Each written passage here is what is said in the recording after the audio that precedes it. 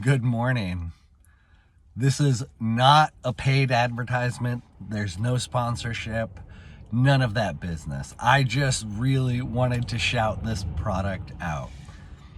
It's called African Pride. It's a line of hair care products. And it specifically says here, helps to repair and replenish moisture to natural coils and curls. It is sulfate free and color safe. And it's a good deal. I bought some at Walgreens. It was buy one, get one 50% off. The original price was $7 or $8. So for $12, I got shampoo and conditioner, which I rarely ever use both. I usually just use conditioner. But anyways, it friggin' works. My hair is looking just so magical right now. Oh my gosh. And I don't even sleep with like a silk pillowcase or with a bonnet like I should, but I'm getting way off subject. Anyways, fudge, what was this video even about? Oh, blessed and locked in. Let's get this. Last week was a really good week for me. Like nothing major happened, minus the fact that I just, I worked about 55 hours. And I'm really thankful to be in this situation where I'm going to consistently be able to get 50 to 60 hours of work for the next, a week, for the next 6 months at least, I'm hoping.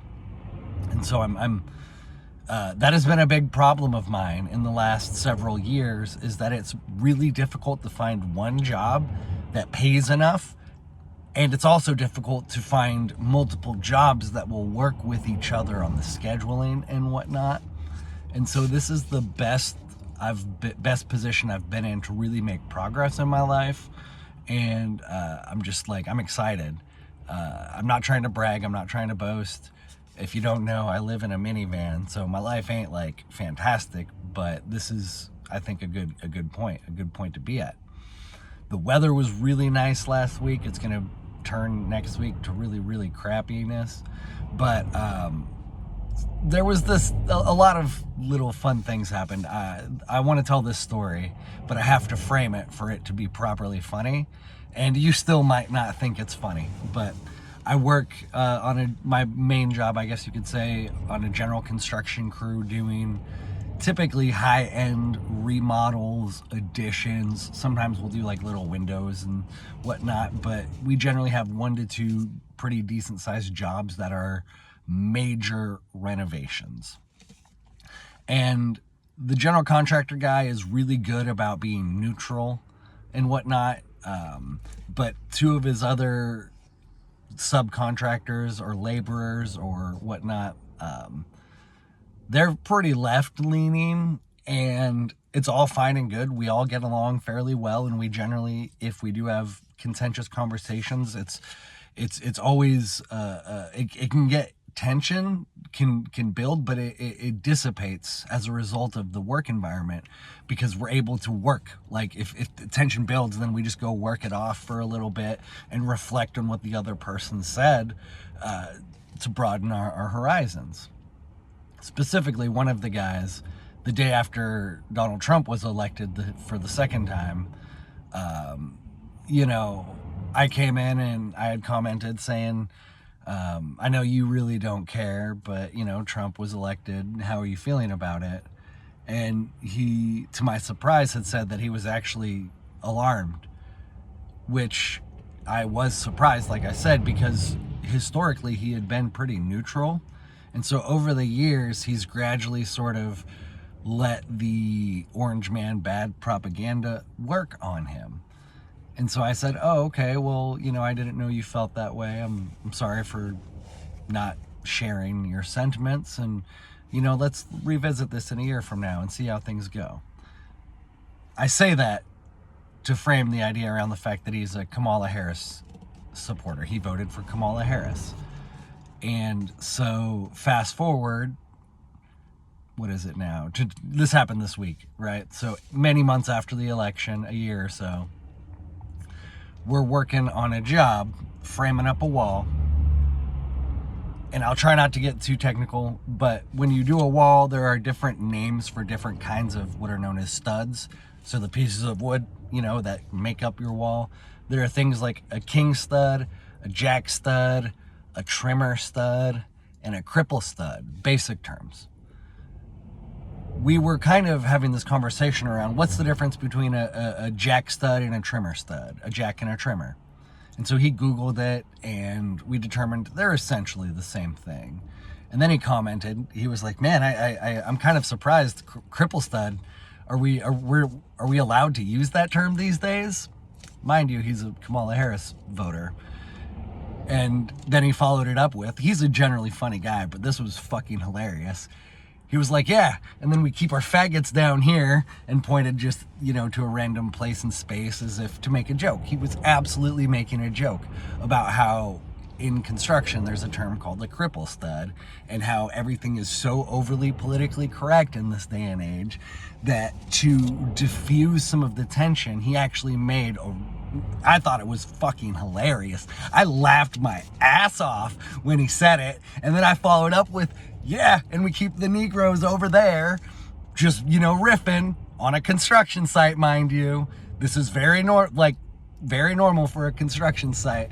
And then, we laughed and chuckled and just had a really good moment of, I don't want to say political neutrality, but it was just nice to not feel like we were living in this politically correct fucking world for a little bit. And I know that deep down, most guys, we're not awful and we're not like pigs, but we're a little crude sometimes and crass. And I thought it was a really funny moment for me. I laughed about that all day. And for the record, I think segregation was horrible. So my contribution to the joke, the Negroes over there, that was me highlighting, I use this word often, stultification. So comedy is a great way to take the power away from something or to shine a spotlight onto something.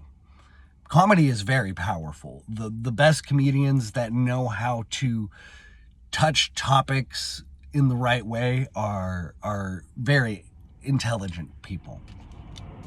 And so I like to use comedy when I can to do one of those two things, right? To take the power away from something or to shine a spotlight on something. And segregation, horrible. I disavow segregation, but at the same time, our government totally encouraged it, totally supported it. And so I like to, as often as I possibly can, highlight this idea that the government has been behind most of humanity's problems throughout recorded history. The government in conjunction with the religion and the banks. So the governments, religions and banks, and how all of those people at those tiers orchestrate with one another and network. They have been the biggest source outside of like natural disasters. So let's exclude earthquakes and hurricanes and whatnot, right? Outside of natural disasters, governments, banks, and religions have been the greatest source of human suffering. And what was this video? Man, I got way off subject. Thank you for watching. That's why my ultimate mission is to just buy land, which is what I'm locked in on. I'm going to buy land and get the heck away from the governments because I believe that the revolution is not an actual conflict with the state. I believe the revolution is the return to the planet and the preservation of ways of being and ways of knowing how to live in alignment with the planet, with Mother Nature.